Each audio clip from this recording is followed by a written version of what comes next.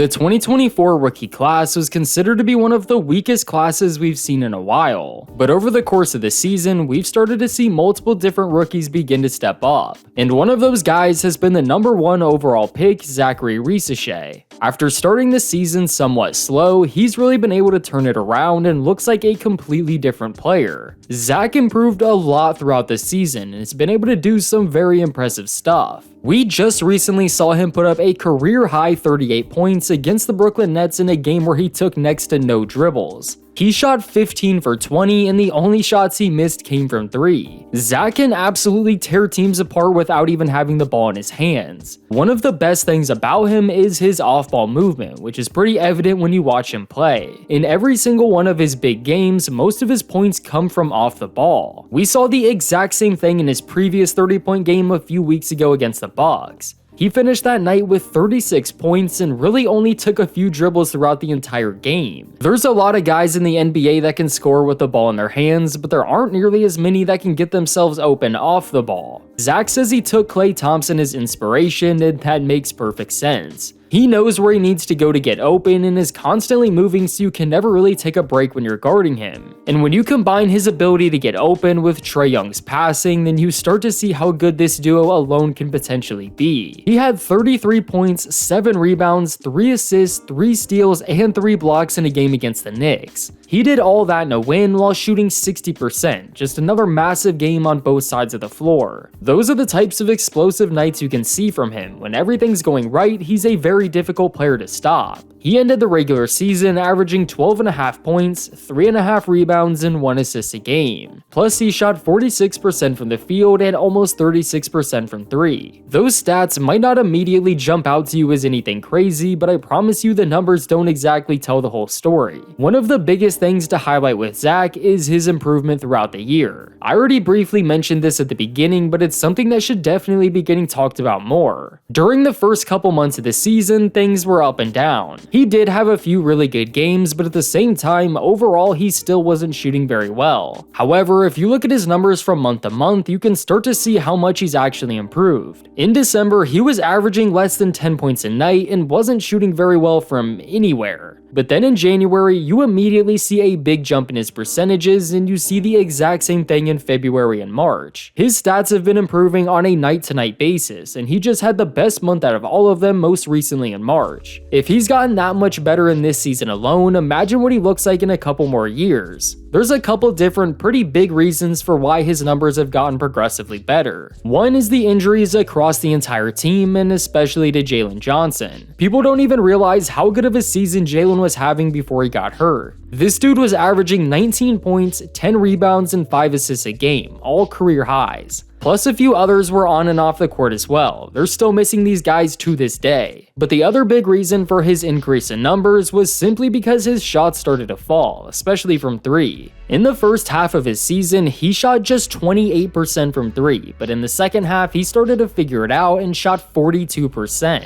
He started to become a lot more consistent and was finally looking like the player he showed flashes of all year. And if you watched him play, you know how important it is for him to get his jumper going. It's one of the biggest staples in his game, and he started to become a knockdown shooter towards the end of the regular season. I mean, it makes sense. He went from playing in the French league to quickly playing in the NBA. He's not only going against the best competition in the world now, but the way the game is played is pretty different. So it was only a matter of time before he was gonna get used to it all. That isn't even close to the only thing he can do though. Another thing that he's really good at is scoring in transition. If he knows he's not going to be able to grab the rebound, then he'll already be on the other side of the court by the time somebody grabs it. I wouldn't necessarily call it cherry picking, but he definitely leaks out, and it's paid off many times throughout the season. Zach's also much more athletic than people realize. He's a 6'9" wing that can move and jump surprisingly well. He's able to dunk in traffic, and we've also seen him get a decent amount of putback dunks. You wouldn't expect it by the way he plays, but it's definitely in his bag. And despite scoring a ton of points off the ball, he's had many times where he's shown he can dribble. It's obviously still not entirely polished, however he can score going to the hoop, and he can create something off the dribble if he needs to. It's not like he can only score off the ball. And of course there's two sides of the court, and Zach is equally as solid on defense. I wouldn't say he's this star lockdown defender that his teammate Dyson Daniels is, but he's still been able to really hold his own. He's not an elite shot blocker, and he's not elite when it comes to getting steals, but he is good at both. And he's a versatile defender. He's had to guard a few different positions in certain matchups. Not to mention, he's got a pretty high IQ when it comes to basketball. He's a smart player on offense and defense. There's a reason he was one of only 2 rookies to win Rookie of the Month twice, and he did it back to back. There's even people saying that Zach should be Rookie of the Year.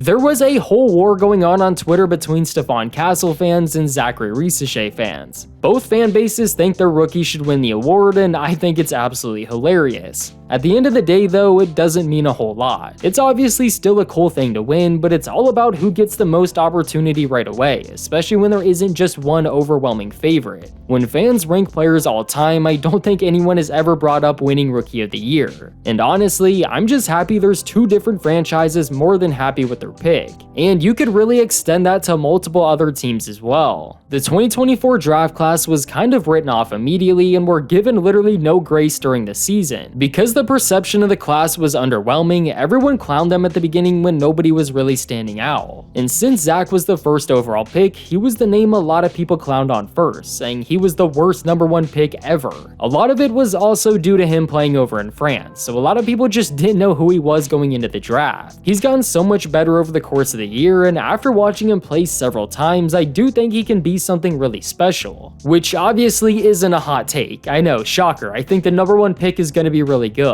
But seriously, I don't think people realize how good he can actually be. And you can say whatever you want about the Atlanta Hawks, but he wasn't drafted to a bottom of the league team like most first picks are. They won 40 games this year. It's not like he's been able to put up a bunch of empty numbers on a losing team. He was thrown in right away and has had to do what he can to help his team win. I know they struggled in their first play-in game, but like I said earlier, they're missing multiple key players. And the fact that they won more games this year than they did last year despite all that should show you everything you need to see. I still think this is only the beginning. Atlanta has a good amount of young players that all fit together perfectly and should be good for the next several years. They have Risacher, Trae Young, Dyson Daniels, Jalen Johnson, and Okongwu. That whole future core looks great, and as long as they can stay healthy, it's only a matter of time before they have a breakout season. Whether they get eliminated in their next play-in game or capture that 8 seed, it's been a relatively solid season and should be a step in the right direction. But let me know what you think about Zaccharie Risacher, and please leave a like on the video to support the channel. Also subscribe if you're new for more basketball videos just like this one.